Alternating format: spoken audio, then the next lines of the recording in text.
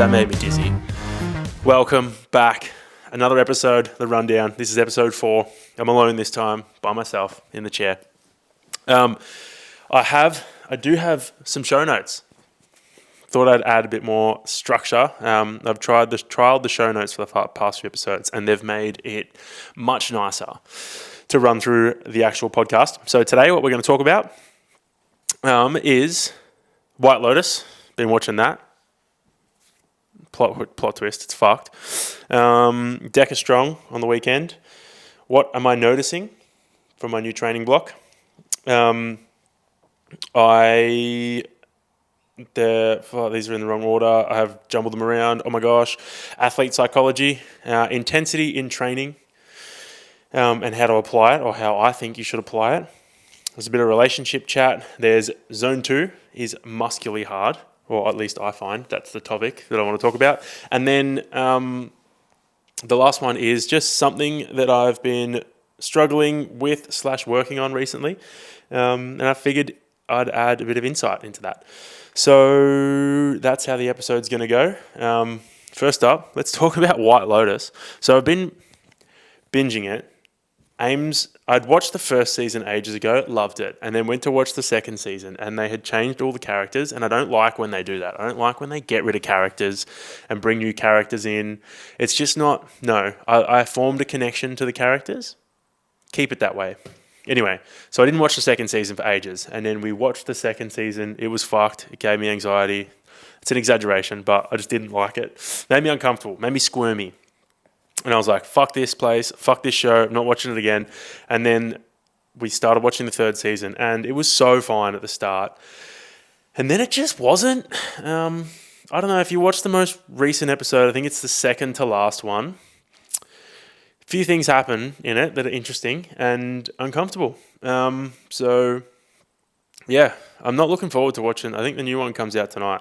And I'm just ready to sit there and be like, crawling around inside my skin.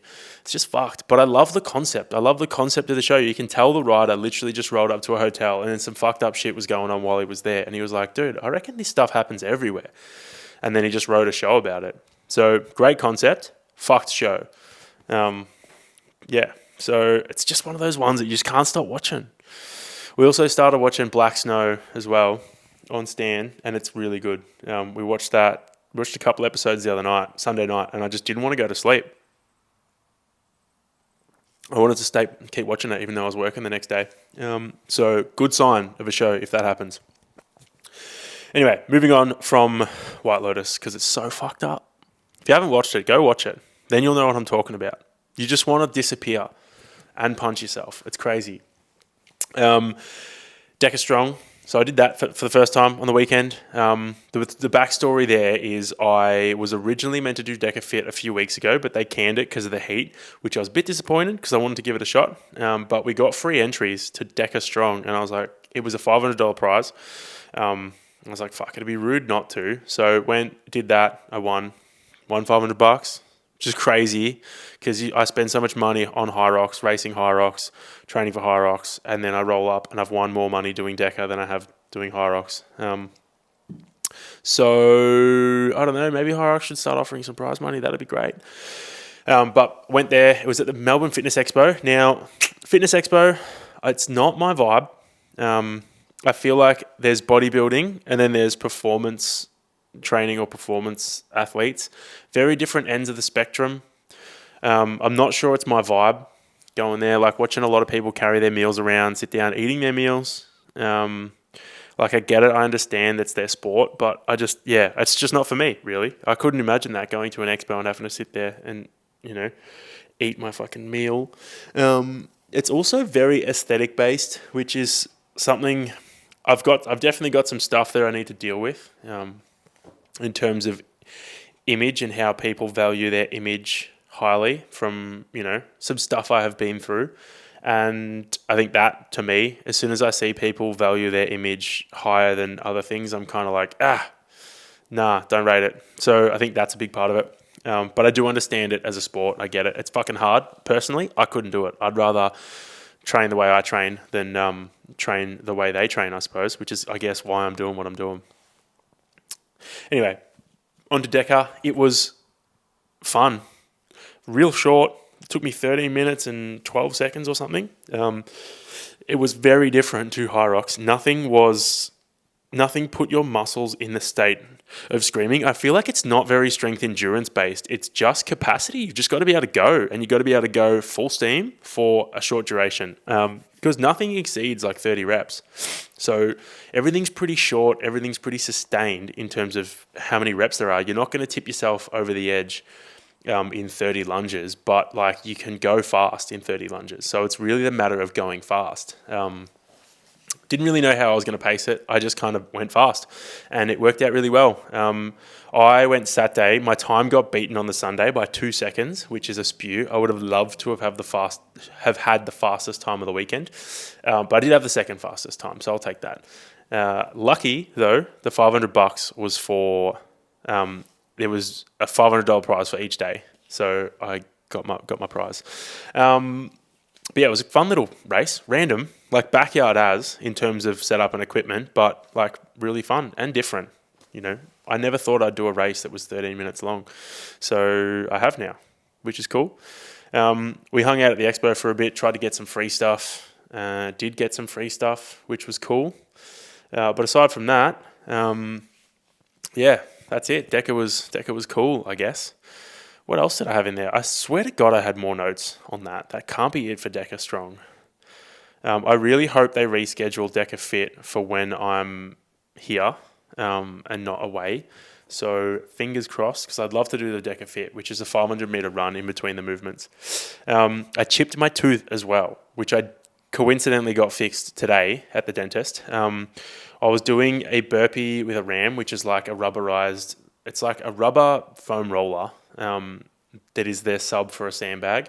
Came down, I was doing burpee snatches with that. It came down, hit me on the head, and I, smashed my teeth together and chipped it, spat it out, and I was like, I don't remember eating a sandwich today. That's weird. Kept going, and then realized that I chipped my tooth when I finished, which was great. Got that fixed today.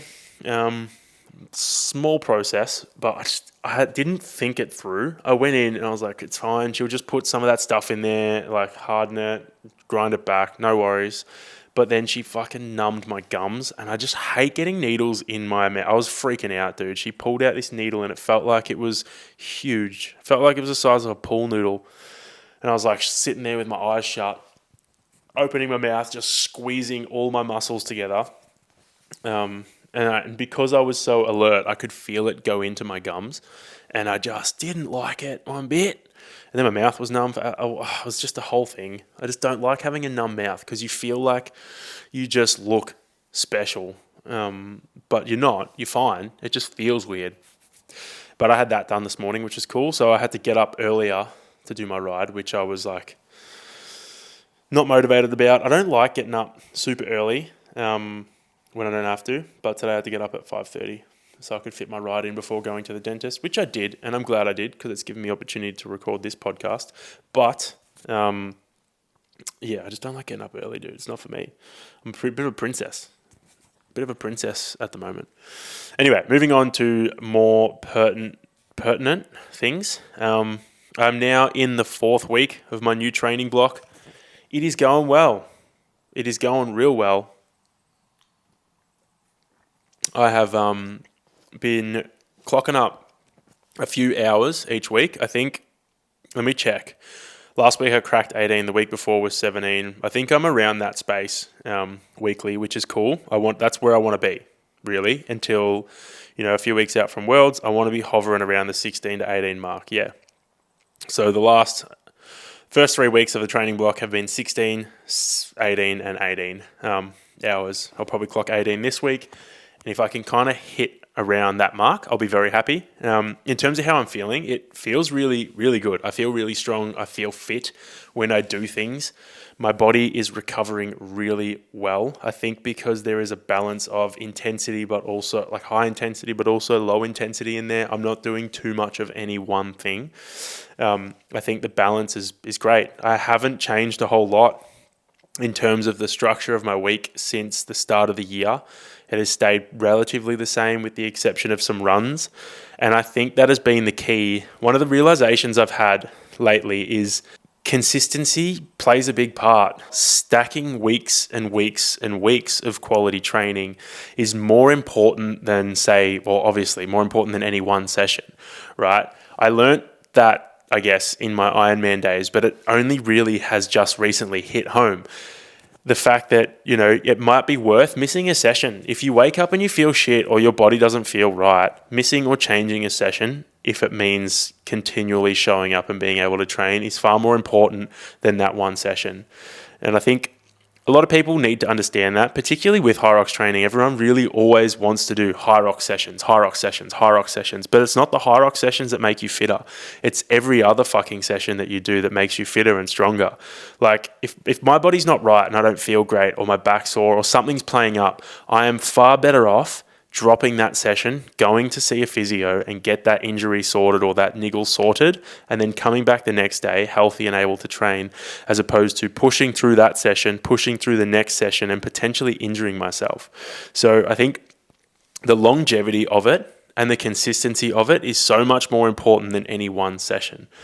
That being said, you need to, when you do show up, you need to show up and you need to give to those sessions. You can't just be consistent with, showing up. You have to actually train in those sessions to get something out of them.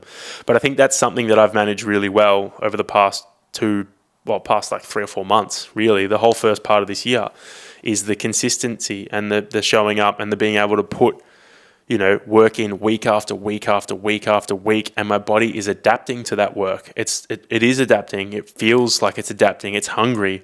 Like, if I do less training, my body's hungry for more, which is what I want. I want it primed. I want it ready. I want it used to being able to do big hours of training, so that when I get closer to a race and I dial the intensity up slightly, it can handle that intensity, and it's itching to go by the time I get to the fucking race. It wants to fucking rip, which is, I guess, exciting. It's exciting.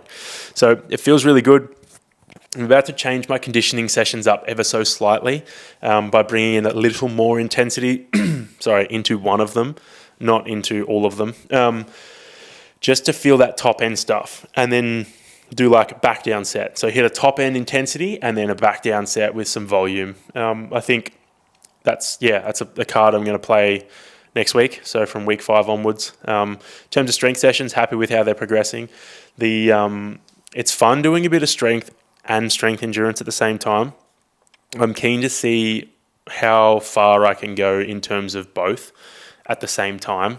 I know if you lean more into one, you're going to get stronger. If you lean more into the other, you'll probably get better strength endurance. But I want to see how far I can take both of them at the same time, because that's literally what high rocks is. What else have I noticed from my training? Running's getting better. I feel so much stronger in my running. A lot of it is due to doing drills before every run. I'll spend 5 minutes, instead of sitting there procrastinating for 5 minutes, I'll get out of my car and I'll start doing my drills. Real easy. I do like 3 10-meter lots of A skips, 3 10-meter lots of high knees, really trying to pull my foot up towards my butt, because that's what, good, efficient running technique is. And I always try and get a bit of a forward lean going before I start the drills. And then I do some double foot pogos, single foot pogos, and then we're good to go. Or leg swings as well. And then, I think just doing that has helped my running efficiency. In yesterday's longer run, the 21Ks, I just felt it. My cadence was higher. Usually it sits at like 160, or in the past, probably at the start of the year, it went through a phase where it was just sitting at 160 for long stuff, and it can't be that slow. It has to be quicker for me, because it's just so much impact every step if my steps are aren't as frequent, and I burn out. My legs can't really handle it for that long. So a higher cadence is helping me, and then obviously I'm still doing my faster, stronger runs, and then hopefully bring them both together, and then I'll have a faster cadence but still have my strong running legs, and I'll be running light speed. Well, that's the plan. And then onto my faster runs, they feel stronger too. My legs feel really strong. That is one thing I take away from all my runs, is my legs just feel fucking strong at the moment, which is a nice feeling to have, because the running is the missing part to my high rocks puzzle, and it's coming together, which is what I want. And I've only been doing it for 4 weeks. Well, I've only really been on the new run program for 4 weeks. So not even, I'm in the 4th week. So it's exciting. It's exciting. I'm pumped to see where it gets to. in an ideal world, I'll run a sub 60 at Worlds, and that will be my PB, which will be cool. Yeah. Then what else do I have from here? Oh, athlete psychology. I guess it ties into that kind of. Another thing, I know a lot of you are probably sick of me talking about it, but it's something that's big in my life at the moment. In terms of psychology, I do believe a lot of people leave a lot of their potential untapped with psychological aspects, especially when it comes to being an athlete and training like an athlete and trying to perform like an athlete. I feel like a lot of people leave that stuff untapped. They think it's better and they're going to get more results, or they're going to get more out of it if they just train harder or train more. I don't agree. I think there are sorry, a truck just drove past. It was loud as. There is so much to gain from putting work into your mental health. I've gained a lot. I feel like it's helped me race and train better. I don't attribute all of my training success and how I feel at the moment solely to being able to recover from the training and the programming that I'm doing. I am attributing a big part of that to my mindset and my mental health around it. Like, I've worked a lot with my psychologist over the past what's the month now? Yeah, over the past 6-7 months. And it's helping, it's paying off. And I think a lot of people neglect that and don't just overlook it. They just don't think it's worth doing. But I think it's definitely worth doing, and it will fucking change the game if you start putting time into it. And what do I mean? Or what are some things you can look for or focus on? I think a big part is just focus on yourself. It's not... My throat's drying out. I think I need water. Not from a selfish perspective. Did I say focus on yourself? I'm going to say it again because I can't remember. Focus on yourself. Not from a selfish perspective. Doesn't have to be selfish, but like genuinely just focus on yourself. If you think about it, if I focus on what other athletes are doing, or I spend time focusing on what other people are doing, then I'm not focusing on what I'm doing. And that is wasting energy. Not only am I not focusing on what I'm doing, wasting energy in doing that, looking at what they're doing isn't going to fucking help me get better, because I'm different. I'm me. I can't go and apply what they're fucking doing to myself. Maybe aspects of it, but I can't have my eyes fixated on them and then just copy what they're doing to make myself better. You need to do what you need to do to get better. And I think that is massively important. And a big reason that I think my training has come so far is I fucking stopped watching what other people were doing and looked at what I needed to do to get myself into shape. And it's fucking worked. Simple. It's not going to fit everyone, right? And I think a lot of people want to just do the things that other people are doing because the other people have seen success in that. But it's not the way it works. Sometimes it might, but not a lot of the time. Everyone's going to need different things. Like, anyone could come and do what I do, but if it's not suited to you, you're probably going to end up injured. You may not end up working on the things you actually need to work on. So it's not a good way to go about it. I think the best advice I can give anyone is just focus on yourself. Focus on yourself with everything you've got. It's not selfish. You're just doing what you're supposed to do. I'm really sorry. My throat's like drying out. Maybe because I'm getting a bit ranty. What have I got else here? So when I was talking about this with my psychologist, she gave an example of, because I was talking to her about Brisbane when I was on the rower. I heard my name get called over the loudspeaker because I was sitting in 4th or 5th, and it pulled me away from what I was doing. It pulled me away from, my goal in the race was to race my own race and stay in my own lane. I was in my own lane, but I heard my name and I got pulled out. I got pulled out of my lane. And then when I came back, I noticed my pace had dropped off by like 4 or 5 seconds, which is, not great. If that had been if it had been longer than it was, then my row could have been significantly slower. So we were talking about this, and she was saying, when you have a child and they're trying to stand up and they're trying to walk, if you call their name, they will fall over, because at that time, they only have a certain amount of energy to use. and they're using that energy to try and stand up and try and walk. If you call their name, you take some of that energy and their attention goes and they fall over because they need all of that energy to stand up. So if I'm racing and I have a big bag of energy, I want to use that energy to race. I don't want to use that energy to be worried about what other people are doing. The same rules apply to training, and I've really tried to bring that race attitude into my training. Every time I start to waver or my mind starts to wander, I pull myself back to what I'm doing. Not that I don't let it wander, but I will conscious or subconsciously pull myself back to being in the moment. It's something I've really trained and worked on over the past months, especially since it worked in races. I've brought it into my training and I'm noticing it. I do it automatically now. I don't have to tell myself, come back. It just happens. I catch myself wandering and I'm like, all right, what are we doing right now? Oh, we're skiing. Great, ski. And I notice the difference. I'm just more present in my training and I can feel it. I can genuinely feel it. It's kind of refreshing because you just get more out of it. I sound like a broken record, but seriously, if you're not bringing this stuff into your training, you are missing out on literally free gains because you're going to free up all that energy you were spending looking at everyone else and you're going to be able to direct it back at yourself. That's pretty much all it is, right? Stop wasting your fucking energy looking around. Just look at you. Then you'll fucking break through those ceilings. Just start small. Catch yourself. Every time you think you're thinking about someone else or you find yourself thinking about other people during your training, just pull yourself back to what you're doing. It'll work, trust me. It has worked for me, and it's something that I train every fucking day now because I've seen the results. I've seen the benefits.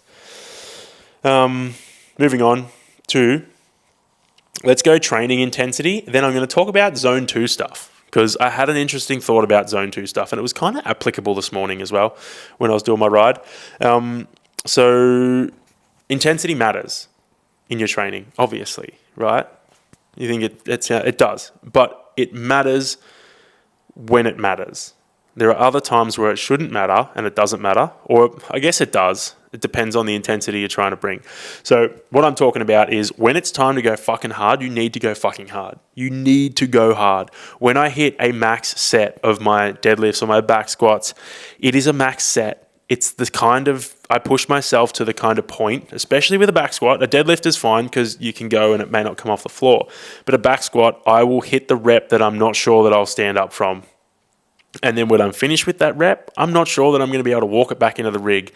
That's the kind of level you want to try and push for, or the intensity I'm looking for. When I say a max set, it's a fucking max set. It's not a max set. It's go until you're unsure that you'll be able to stand up or walk with the barbell on your back. You got to go there. You got to go there if you want to maximize the things you can get out of it.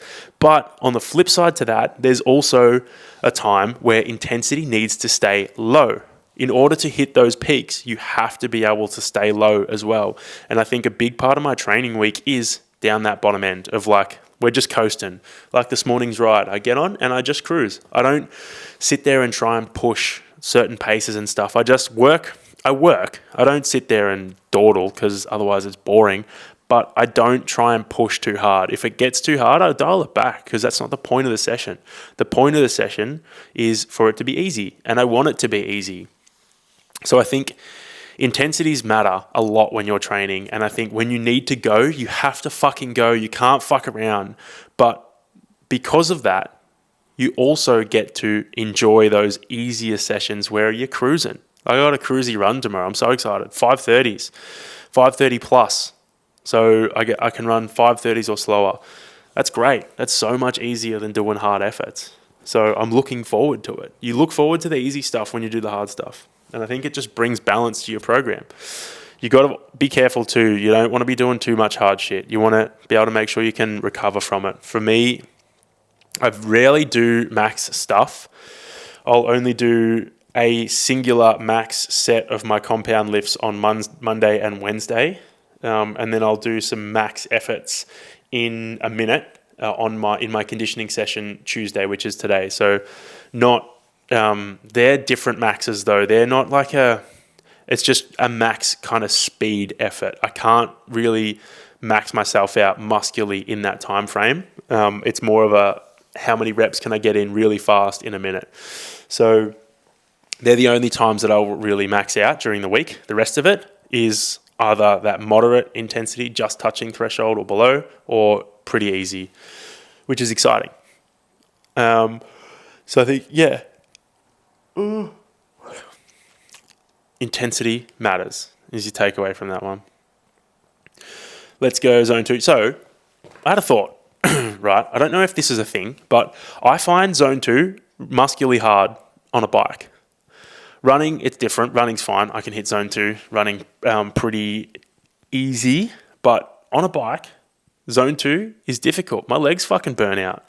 It's really hard to just chill in zone 2 with my heart rate. Like, my legs almost can't keep up. I have to it's like what's zone 2 for my heart is like zone 3 or 4 for my legs. It kind of feels like. I don't know whether it's because my legs are tired or what, but like it genuinely feels like what is zone 2 for my heart is like zone 3 or 4 for my legs. It's like they're struggling to keep up. I had it this morning. I was looking down at my watch and I was like, fuck, dude, for me to get in zone 2, I have to like work for a bit of time. I just found it interesting. Like, is that a thing? Is zone 2 muscularly hard for certain people in certain stuff? It just doesn't feel like it lines up, especially on the bike. Running, fine. Other ergs, fine. But bike, it's different. We've ripped through those topics really quickly. I've got one more.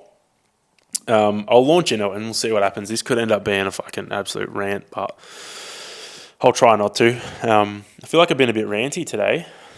It's interesting. Before we get into that, I'm trying to put out some YouTube videos. I'm trying to go one every 2 weeks. I'm trying to alternate it with a podcast. So I'm recording this podcast this week with the intent of putting it out next week, because I will put a YouTube video out this week, and I just want to go back and forth between the two.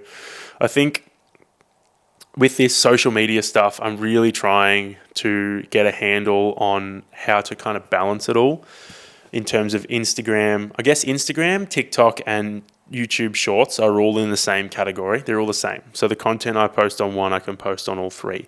So I'm trying to get a handle on, let's call it that, what's that, 916 frame. I'm trying to get a handle on that while balancing the 16:9 frame, which is like YouTube stuff and the longer form content. And I think I'm getting there. I'm realizing that I think posting every day or a couple of times a day on the Instatox, let's call it Instatalk, isn't going to be realistic if I'm trying to balance that with like YouTube stuff. It's a balancing act. Let's put it that way. I've found a better way to organize it, which is a positive. I have just running lists of the most urgent kind of thing to edit and work on. And I have obviously content ideas for Instagram and stuff like that. So I have like a tiered structure for working on it, but sometimes it's just like there's a lot, right? And then I got the online coaching stuff too, which is getting a bit busy. There's things that I got to try and organize and structure and work on, which is, I guess, part of the reason I recorded that episode with Ames last week, right? I didn't talk about relationship chat. This is a perfect tie. I've got something else to add to that episode. But yeah, the whole reason I kind of decided that I wanted to record that podcast with her was because, it's busy. Life's busy at the moment. There's a lot of stuff going on. And, I think we do manage really well to balance it all. And I think there are ways to go about, balancing busy lives that can work if you are, clued in to each other. And if you listen to that episode, you'll hear the ways we kind of manage it. But I think there are ways to go about it, and there are ways that aren't necessarily healthy and ways that will, I guess, be the demise or be detrimental to your relationship if you don't handle them well. So for us, it's very important to try and manage those things well. So that we can, keep our relationship being happy and strong and not let it go to shit. So, yeah, stuff's busy at the moment. I'm trying to manage. It's just, it's crazy. I've got to be careful that I'm not trying to do too many things at once. I went through a phase there where I was trying to just keep all the balls up in the air at once, and it just doesn't work like that. You got to pick one, catch it, put it down. Pick the other one, catch it, put it down. You got to take that. I guess I got to take that approach I take to training and just be in it when I'm in it and separate it. So if I'm doing one thing, I got to do that one thing. And then when I move on to the next thing, I got to do that next thing. And then I can do them really well. But if I try and do them all at once, it's going to be shit. But the little relationship chat add-on thing I had is because I told Orna about the podcast, and she has one thing that she always says with relationships, and that's your choices in a relationship are fueled by two things, fear or love. And she said if you're choosing from fear, you're setting yourself up for failure. And what I mean by that is, if the reason, just let's use the example of going to an event with your partner. If the reason you say yes is because you're scared of their reaction, then you've got to kind of delve deeper into that. And you probably should talk to them about it. You probably should say, hey, look, I don't really want to go because I'm tired, or whatever your reason is. You got to tell them that you don't want to go. Doesn't mean you don't go. It just means that you got to tell them. You got to share how you feel with them. And then if they turn around and say, look, this isn't that important, you don't have to come if you don't want to, great, you don't have to go. But then, if they turn around and say, this is a really, really important event for me, then you get to make your decision from love, right? You can turn around and say, okay, I will come. I will put my feelings aside for a little bit because I genuinely love you and I care about what you're doing. Or you might actually be in a position where you don't want to go at all, which is also fine. I think a big part of this stuff is understanding that everyone is entitled to their own opinion and everyone's entitled to do what they kind of want to do. And it's not personal. Just because I choose not to go doesn't mean it's a personal attack on someone. It is just my choice, right? No, everyone takes things so personally. Nothing's personal. It's all related back to you yourself as an individual. So my decisions always relate back to me, not anyone else. But she said, your choices in a relationship come from love or fear. And if they're coming from fear, you really got to try and sort that out, because it's not sustainable. If you're constantly acting out of fear, then you're going to reach a tipping point, and it's probably going to be at the demise of your relationship at some point, because it will burn out. I've been there. I've done that. I've made a lot of choices out of fear. And then all of a sudden, fucking mate, that shit catches up. It's not good when it does. So you've really got to be conscious of that stuff going on. Anyway, moving on to the other thing. What did I say? The thing that I've been dealing with or handling or working on. Let's say working on. Working on sounds way better. The thing I've been working on for the past 3, 4, maybe 5 months. So I went through a stage where I caught myself gossiping a lot and talking a lot about people behind their backs. It's shit. I don't even like saying that. It makes me uncomfortable. It's something that I caught myself doing, and I brought it to Orna, and I really wanted to kind of work on it because I felt it was a part of me that was, I'm not going to say rotting, but that kind of feeling, right? It was crap. Didn't like it. It was a part of me that I was uncomfortable with and almost ashamed of. I didn't like it. And I decided that I was going to cut gossip out of my life because I just didn't resonate with it. I don't align with it. It's not something I want to do. It's shit. It's really shit. I'll still talk shit, but I'll talk shit to people, around people who are there. I love a roast. I love roasting people, but to their face, right? Behind their backs, it's just not nice. I don't like it. So since dropping gossip from my life, I've found myself really struggling to be around it. Not because I'm tempted to gossip, but because it reminds me of what I used to do and who I used to be, and it gives me the ick. I hate it. I hate seeing it. I used to be that kind of person, and when I watch people gossip about people and talk shit, I don't like it, because that was me, and it's a part of me that I'm ashamed of, because it's just, it's gross. It really fucking grosses me out. So I struggle to be around it. I struggle to be around gossip. Everyone is entitled to say what they want to say. I will say that. Everyone's entitled to talk and say what they want to say, but I just struggle to be around it because it gives me the ick. It makes me sad. I look back at where I was and I was like, it's not me. It's not me. It's not what I want to be. So I'm very glad that I've dropped it from my life. The magpies are outside the window. The ones we've been feeding, they're just chilling. Sometimes they do this when they hang around where I am, or Dana is. It means they want food. I'm recording a podcast. Sorry, buds. Hopefully they understand English. I can't be around it. I struggle heaps. And I just see it as a bit of a waste of energy now. Now looking back, from a newfound perspective, the affirmation I got, a couple of weeks ago kind of lines up with this. I don't remember the exact quote of it, but the idea is, do the best you can. Do what you can until you know better, and then when you know better, do better. That's kind of what I'm at, or what I'm coming to grips with at the moment, right? I have to be less harsh on myself back then, because I didn't know better. Now I know better, so I'm going to do better in relation to this stuff. But I just see it as a waste of energy, because how can I speak for anyone else? How can I speak for their circumstances? How can I speak for what they're thinking, what they're feeling? I can't possibly think for anyone else other than myself, because I'm not them, I'm me. I can't think for anyone. No one can think for anyone else other than themselves. It's not possible. It is not physically possible, because you are not in their body. You haven't felt the things they've felt or been through the things they've been through. I talk about myself a lot.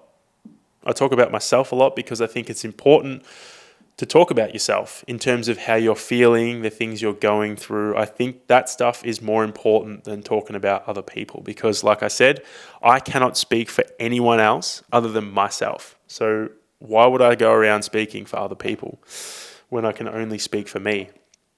Because I know me best. No one else knows me. I guess that wasn't really that ranty, but I think it's a big part of my life at the moment. The gossip factor and removing it. Anyway, that's it for this week's episode. I don't really have anything else to add other than I'm going to go do a conditioning session in the shed that I don't really want to do. I'm very sore from yesterday's deadlifts. I did 21 at 145 kilos. And I smoked my fucking lats. Ugh. But yeah, hope you liked this week's episode. There was a bit of scatteredness in there. I'm not going to go back and edit it because I can't be bothered. But I hope you enjoyed it. I'm going to try and record another one next week and keep stacking them if I've got time. But yeah, thanks for tuning in.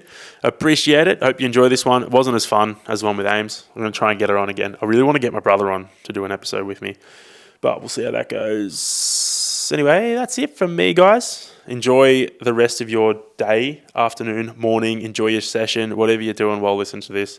I appreciate it. I appreciate you listening. Let's go shout-outs. Shout-outs to My Protein. They've been great. They're so good. I'll have all my links and stuff in the description. If you want to buy some shit, click it. You'll get a discount. It's pretty good. Push gummies as well. Oh, I actually looked up Push gummies. So there was this thing that James Smith put out, roasting the fuck out of creatine gummies. And I was like, fuck, dude. Push just sent me stuff. I was like, this makes me feel bad. I was like, I really want to support them. They're really good. They're delicious. They seem like a fucking genuine brand. And I was like, now I got to fucking see this crap. Now I'm going to start questioning things. This is bullshit. So I went on Push Gummies website and they've got fucking tests, dude. It's great. They publish all of their testing of their products, independently tested. They independently test each batch to prove that there is creatine in them. And they are they're free of banned substances. So fucking stoked, because I was like, oh, thank God. I love them.